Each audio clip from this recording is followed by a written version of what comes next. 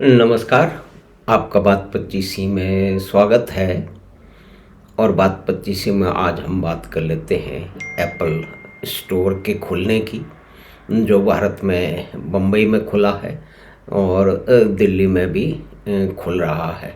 यानी कि दो स्टोर हैं भारत में। और भारत में एप्पल के स्टोर के खुलने पे यह भारत में चाइना से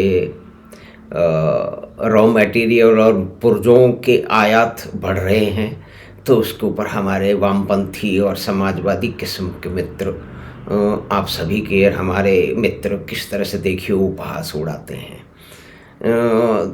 तो ये इस पे ध्यान गया कि भाई भारत एक इसमें विचित्र स्थिति ये है कि माओ की मृत्यु हुई 1976 में, और देंग ने वामपंथ के जो भी सिद्धांत थे, जिन्होंने जो भी कुछ किया चाइना में, चिड़ियों तक को मारा, उनको उठा के फेंक दिया।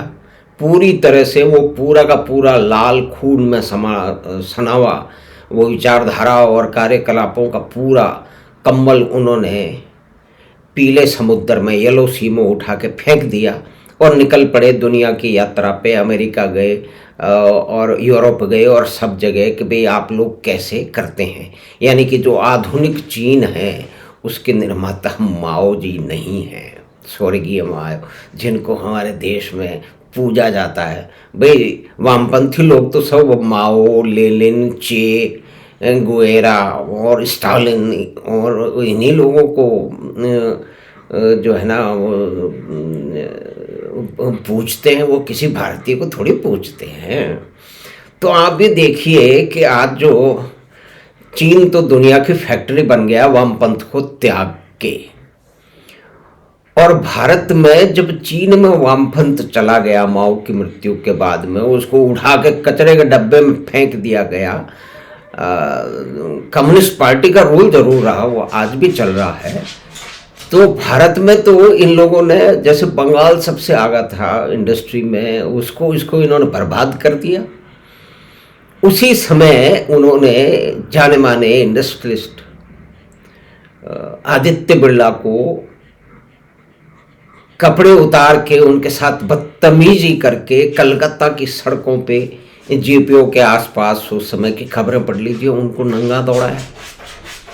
तो आज जो ये लोग जो इस तरह के उपहास करते रहते हैं, वास्तविकताओं से उनका कोई मतलब नहीं है।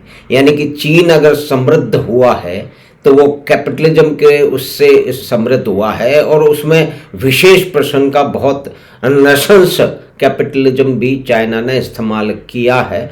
हर तरह के साम दाम दंड भेद किए हैं, लेकिन विषय वो आज का नहीं है। आज का तो सिर्फ ये विषय है कि देखिए भारत में तो एप्पल के दो स्टोर हैं, 2023 में खुल रहे हैं।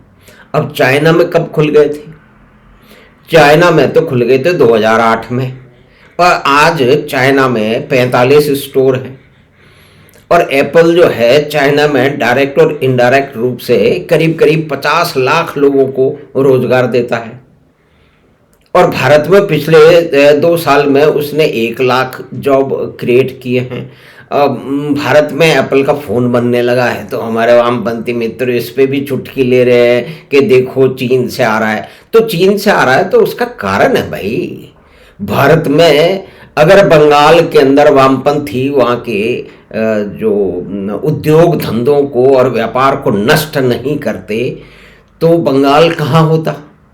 बल्कि उन्होंने बंगाल में नहीं, उन्होंने कानपुर को बर्बाद कर दिया। आप तो ये बताएं कि उन्होंने किस क्षेत्र को, कुछ शहर को उन्होंने समृद्ध किया। वो जहां जहां गए हैं, जहां उन्होंने राज किया, उसको बर्बाद किया है। यानी कि एक मुख्य बात है कि 1970-75 के आसपास चीन तो विदेशी टेक्नोलॉजी को अमेरिका से, यूरोप से बुला रहा था। वो अपने को, देश को फैक्ट्री, दुनिया की फैक्ट्री बनाने को तैयार था। और वो पिछले इस समय में 45 साल में, 48 साल में हो भी चुका है। और हमारे आवाम पंथ का दंश और उससे मिले जुले लोगों का दंश ये है कि 2006 में भी इस आवाम पंथ और उसके साथियों का जो इंडस्ट्री का जो विरोध है, जो कि उद्योग धंधे और उनका विरोध है, और जो व्यापारियों के खिलाफ एक जो उनका उनका घृणा है, बहुत ही गहरी घृणा है, उसने टाटा को 2006 में बेचारे गए बंगाल में, उन्होंने बुलाया।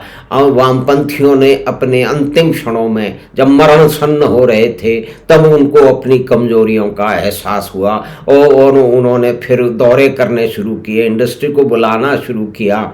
और भारत के मुख्य जो है वो उद्यमी टाटा साहब वहाँ पहुँच गए नैनो की फैक्ट्री लगाने। 2 साल नहीं हुए, 2 साल में उनको वहाँ से भगा दिया गया। वो गुजरात पहुँच गए और गुजरात को हमारे वामपंथी मित्र कम से कम उन्होंने बदनाम कर रखा है, उन्होंने दुनिया का इजराइल बना रखा है। इसके कई मायने हैं, आप ढूंढ सकते हैं, मुझे उसको विस्तार देने की आवश्यकता नहीं है। यानी कि एप्पल, अगर ये टेक्नोलॉजी की बात है, इसी के संबंध में बात है कि उन्होंने दुनिया भर में उन्होंने काम किया है। और सिर्फ चाइना और उसकी बात है, आज भारत में जो इंडस्ट्रियल अपस्विंग है, जो उद्योग धंधों में काम चल रहा है, बैंकों का, पब्लिक सेक्टर बैंक का मुनाफा जो है वो 1 लाख करोड़ के ऊपर चला गया है। इससे तो वामपंथियों को कोई मतलब नहीं है, उस पर तो वो एक भी टीका टिप्पणी करेंगे नहीं, क्योंकि उनको तो अतीक अहमद के पीछे रोना है। वो रोते रहें, अवश्य रोते रहें, ठीक है ना। जब आदित्य राणा मरा तब इनको कोई दिक्कत नहीं, वो भी गैंगस्टर था, उसके बारे में तो कोई भी नहीं कहेगा, तो एक खैर ये अलग विषय है। लेकिन ये मनस्थिति की बात है, ये देश को नुकसान पहुंचाए। देश तो इनके लिए कुछ है ही नहीं ना, देश नहीं है इनके लिए, तो दुनिया है। इनको दुनिया बर्बाद करना है, इनके साथियों को भी दुनिया बर्बाद करना है, इनको विचारधारा के हिसाब से करना है, दूसरे लोगों को कुछ और करके करना है। तो ये बड़ी इंटरेस्टिंग बात है कि भारत में वामपंथ का उद्गम तो बहुत पहले हो चुका था। नंबूदिरीपाद की सरकार बहुत पहले आ चुकी थी और श्रीमान जवाहरलाल नेहरू ने उसको डिसमिस भी कर दिया था। वो भी एक इतिहास के पन्ने का ही हिस्सा है, जिसे भी देखना, समझना और याद रखना आवश्यक है। तो चीन का देश की फैक्ट्री बनना इस पे आधारित है कि चीन ने माओ की मृत्यु के बाद में वामपंथ को पूरी तरह से उस कचरे को उठा के फेंक दिया और वो बहुत ही नृशंस कैपिटलिज्म का भी उन्होंने इस्तेमाल किया, साम दाम दंड भेद लगाए, वो बन चुका है। तो भारत में जो पुर्जे आ रहे हैं वो सस्ते पुर्जे आ रहे हैं, सस्ता रॉ मटेरियल चाइना से आ रहा है। चाइना ने जो उनका सस्ता इसलिए है कि उनके यहाँ प्रोडक्टिविटी ज़्यादा है, उनके यहाँ ट्रांसपोर्टेशन की सुविधा। यहाँ तो पोर्ट बनाने वालों के विरोध में खड़े हुए हैं, यहाँ तो डैम बनाने वालों के विरोध में खड़े हुए। कुछ इशू डेफिनेटली हो सकते हैं और ऐसा भी नहीं है कि सरकारी अफसर कोई गलतियाँ नहीं करते, खूब करते हैं, लेकिन उनका लॉक स्टॉक एंड बैरल एक विचारधारा के तहत उसका विरोध करना वो भी सही नहीं है। और पर्यावरण के भी बहुत सारे मामले हैं, उसको भी तरीके से देखा जा सकता है। लेकिन एप्पल स्टोर भारत में खुल गया तो चीन में बना हुआ है, सब इस पर मूछ मरोड़ रहे हैं। भाई चीन में बना हुआ इसलिए है कि वामपंथ का चीन ने तिरस्कार कर दिया, उसको उठा के फेंक दिया और वो दुनिया की फैक्ट्री बन गया और हमारे यहाँ आज तक उससे चिपके हुए हैं। तो यही कंपैरिजन की लीजिए ना, सिर्फ एप्पल के हिसाब से भारत का और चाइना का कंपैरिजन कर लेते हैं तो चाइना में 45 गुना स्टोर है, मतलब 45 का 22 गुना स्टोर है। वहाँ 45 है, हमारे यहाँ 2 खुले हैं। और चाइना में स्टोर खुल गया 2008 में, हमारे यहाँ खुल रहा है 2023 में, तो 15 साल का तो ये गैप है।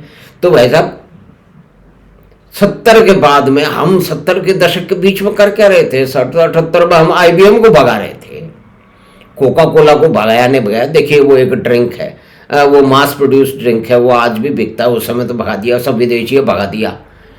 तो ये जब हम IBM को भगा रहे थे, चीन वाले विदेश से, अमेरिका से, यूरोप से टेक्नोलॉजी ला रहे थे, अपने फैक्ट्रियां लगा रहे थे और वो दुनिया की फैक्ट्री बन चुके हैं।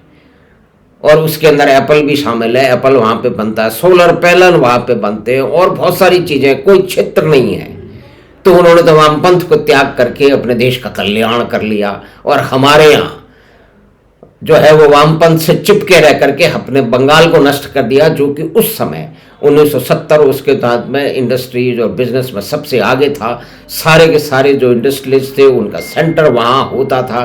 तो आप कल्पना करें, कल्पनाशील लोग हैं ना इसमें, राइटर हैं, पेंटर हैं, एक्टर हैं, ड्रामा करने वाले लोग हैं, बड़े बुद्धिमान समझदार लोग हैं। इतिहास पढ़ा नहीं, इतिहास भी लिखा है उन्होंने, और बाकी सबको मूर्ख समझते हैं।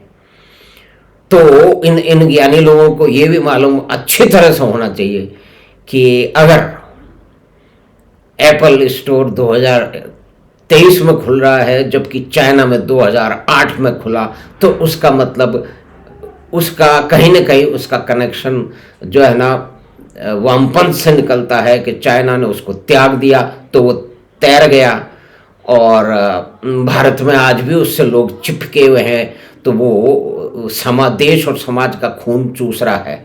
इसमें यह कहना कोई अतिशयोक्ति नहीं होगी। एक शहर बता दीजिए, एक फैक्ट्री बता दीजिए जहाँ पे वामपंथियों ने कुछ पॉजिटिव डोर किया। ठीक है, वो एक समय हमने भी देखा है कि जहाँ वो एक तरह का ड्रामा करते थे, और लेकिन मूल मंत्र तो वही रहता था ना कि अगर 100 लोगों की ज़रूरत है तो 150-200 रखो। तो ये भी हमने देखा है, और ऐसा नहीं है कि हम बाहर बैठ के गया, हमें थोड़ा सा अनुभव एक भूतपूर्व वामपंथी देश में रहने का भी है। उसको देखने समझना कि वहाँ की इंडस्ट्री की देखने का है। वहाँ से मशीनें हम उठा के लेके आए हैं, खुलवा के लेके आए हैं, तो थोड़ी बहुत चिन्हित सी हम चिन्ह मात्र निमित्त मात्र जानकारी हमें भी है, इन्हें तो ज़्यादा मालूम है। ये किसी वामपंथी देश में रहे भी नहीं है, वहाँ जाएंगे तो वहाँ के तो गीत ही गाएंगे, और ये तो रोते रहते हैं कि बर्लिन की वॉल क्यों गिर गई। तो ये बर्लिन की वॉल पे रोने वालों को चे गुवेरा, फिदेल कास्ट्रो, माओ और लेनिन और